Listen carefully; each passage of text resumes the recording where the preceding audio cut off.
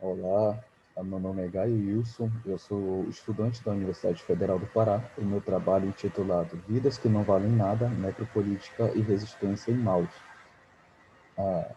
A minha coautora e orientadora é a professora doutora Ana Lília Carvalho Rocha, que também é coordenadora do grupo de pesquisa CRENAC, em sigla, Configurações de Resistência em Narrativas Endógenas Contemporâneas, onde esse trabalho foi pensado e pesquisado. Bom, o que seria Maus? Maus é uma obra de quadrinhos escrita por Art Spiegelman, esse da direita, onde o Art Spiegelman retrata a si mesmo entrevistando seu pai acerca das experiências dele enquanto sobrevivente, um judeu sobrevivente do campo de concentração de Auschwitz. E nessa história, Maus retrata muito bem a convivência entre pai e filho, e as histórias do pai, de Art Spiegelman, Vladek Spiegelman, enquanto um sobrevivente. Então, Art Spiegelman retratou os judeus na história como ratos. Quem caça os ratos são os gatos, no caso, alemães, e quem caça os gatos são os cães, que no caso são representados pelos americanos. E assim ele continua toda a história, cada povo, cada raça é um animal, fazendo um paralelo com as fábulas, né?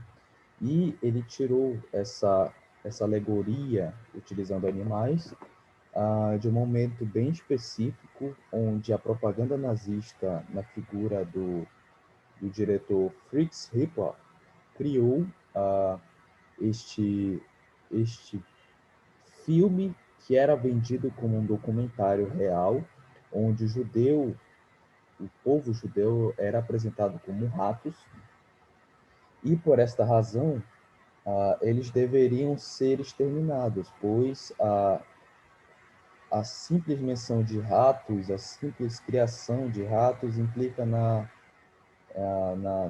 criação de doenças, de pestilência, de morte.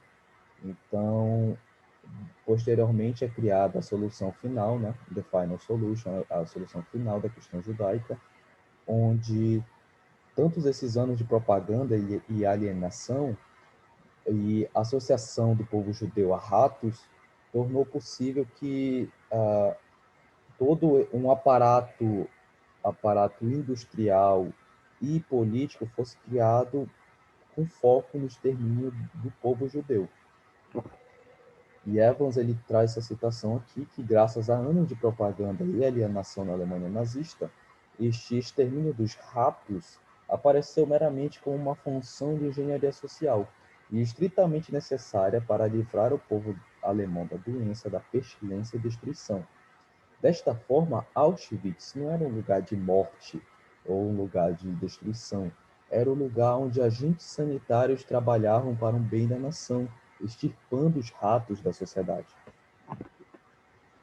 E, novamente, tem Hegel trazendo a citação de que o processo de desumanização ocorre dentro de uma relação de opressão em que o oprimido não consente com o que se faz, com o que se diz sobre ele ou sobre as considerações que pesam sobre ele, e ainda é obrigado a passar por um processo contra sua própria vontade. Então, o povo judeu foi demonizado durante muito tempo e na figura do rato foi implicado as suas maiores virtudes e qualidades, por assim dizer, nada mais do que não eram mais pessoas, mas sim ratos, animais associados a doenças, associados à peste bubônica na Europa, ainda nos tempos medievais.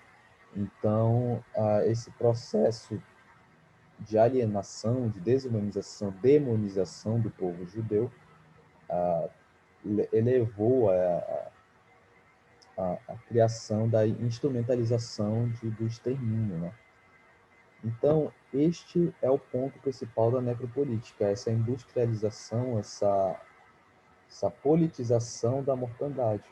Então, a necropolítica, ela permeia todas as escalas de poder essas pensadas por Foucault, quando ele diz que os discursos, as instituições, organizações arquitetônicas, decisões regulamentares leis, medidas administrativas, enunciados científicos, proposições filosóficas, morais, filantrópicas, tudo o que é dito e o que não é dito são elementos ou escalas, degraus do dispositivo maior, do poder maior.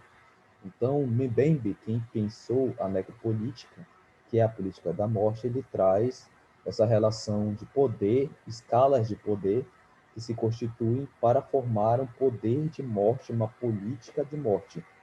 Outro pensador que também influenciou o pensamento de Mbembe é Agamben, quando Agamben cita o poder soberano, o biopoder, é um poder que pode decidir sobre o estado de exceção, fazer figurar o convencimento da massa como uma verdade necessária, autojustificada, e que todos devem clamar por isso, pois, na medida em que o estado de exceção é desejado, ele inaugura um novo paradigma jurídico-político, no qual a norma torna-se indiscernível da exceção.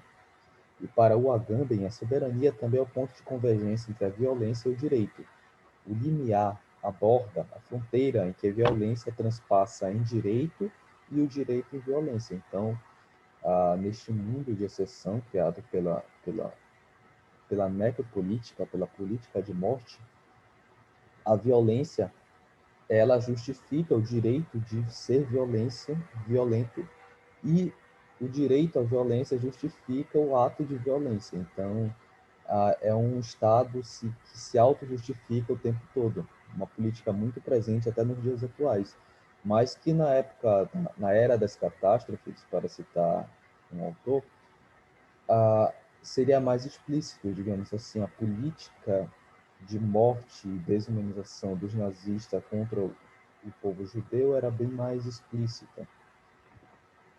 Então, Foucault ele diz que a morte do outro não é simplesmente a minha vida. Então, não implica na minha vida a morte do outro. Seria um bem, um mal necessário, não exatamente mal, mas uma medida necessária para que eu tenha uma vida mais sadia, que eu progrida em sociedade. Então, a morte do outro não é simplesmente a minha vida, na medida em que seria a minha segurança pessoal. A morte do outro, a morte da raça ruim, a morte da raça inferior, do degenerado, do anormal, dos ratos. A morte dos ratos é o que vai deixar a vida em geral mais sadia, mais pura, mais saudável. Então, o discurso da necropolítica ele envolve também anos de propaganda e associação ao povo judeu, a ratos, a criaturas abjetas, não humanas, e que necessariamente precisavam ser exterminadas e extirpadas de sociedades para que essa venha a se alavancar. Então, o Mbembe ele diz aqui o que seria a necropolítica em três situações. A primeira situação é que o estado de exceção ele tornou-se normal, ou pelo menos não é mais exceção. Em segundo lugar, as figuras de soberanias, cujo projeto principal é a instrumentalização generalizada da existência humana e a destruição material de corpos humanos e populações consideradas descartáveis ou supérfluas. Em terceiro lugar, a necropolítica também se refere a um elemento de as figuras de soberania, o poder, o governo, o poder soberano, ele recorre continuamente à emergência e uma noção fictícia ou fantasmática do inimigo. Assim, o termo, pelo menos da maneira como tratei, refere-se fundamentalmente àquele tipo de política em que a política é entendida como a obra da morte na produção de um mundo no qual se acabou com o limite da morte. Então, a, o extermínio dos ratos ele nada mais é do que umas ações necessárias. Então, eu tiro o peso do que seria a morte para o outro. Eu não estou matando, eu estou fazendo uma boa ação, me livrando dos males da sociedade. Isso é um discurso que não é explícito na necropolítica, ele permeia todas as escalas de poder, como citou Foucault previamente.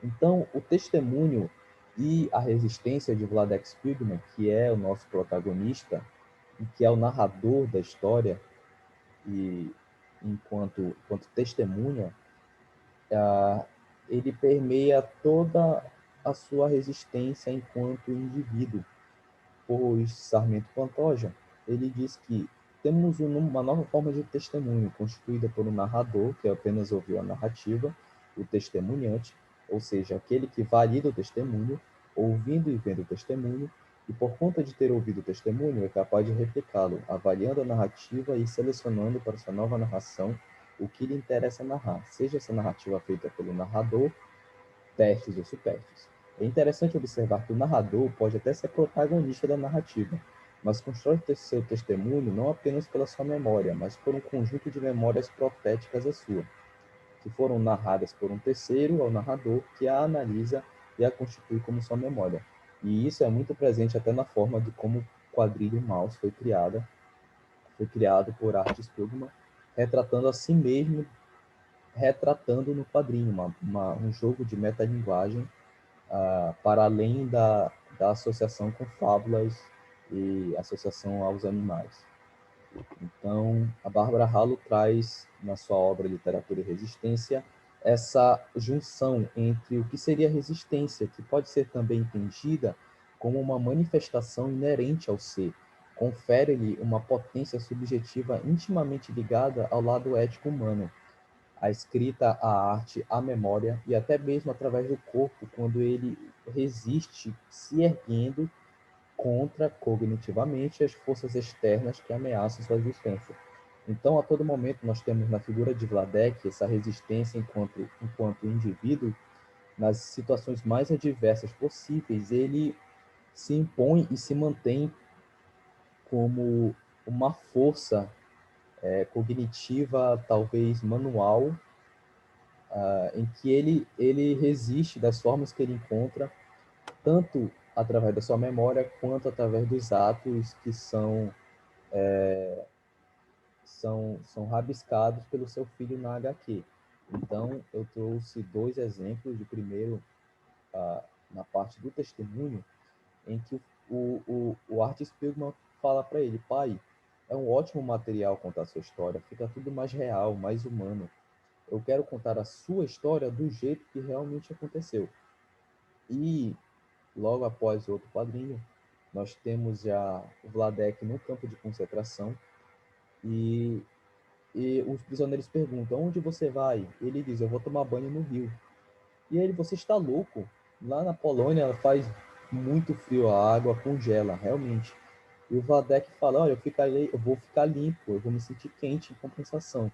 Então essa é uma forma que o Vladek encontrou de não se deixar ficar sujo, porque essa condição de sujo, de de fedido, de mal aparentado, é a, a política de extermínio nazista para demonizar o povo judeu, de torná-lo rato, de torná-lo um inimigo que fede, que traz doença, que não é bom para viver em sociedade visivelmente em aparência. A aparência comprova que ele é o inimigo, que ele é inferior. E o Vladek se recusa a essas formas, e aqui nesse quadrinho ilustra muito bem. O ato dele tomar banho, mesmo no frio congelante, para ele se manter limpo e bem aparentado no uniforme, né? Como uma forma de resistir a essas implicações, a essas dificuldades impostas a ele, até pelo clima, pelas condições do campo de concentração. Por fim, essa aqui é uma foto do Vladek. Alguns meses depois dele ser liberado de Auschwitz, ele envia uma foto dele no traje usado pelos judeus, envia isso como um cartão de visitas para a esposa, que também foi liberada, ainda não havia chegado em casa. E ele, para dizer que está bem, ele envia essa foto dele trajado com o uniforme de judeu, como uma forma de, tipo, olha, eu estou bem, eu fui prisioneiro em Auschwitz, eu uso um uniforme, mas você vê a aparência dele é completamente fora do que os nazistas queriam. Então ele faz essa brincadeira, entre aspas, de mandar um cartão de visitas para pessoas cumprimentando sua esposa, dizendo: olha, eu estou livre, já estou em casa, e ele faz essa brincadeira aqui. Então, Essas são as minhas referências e muito obrigado pela atenção.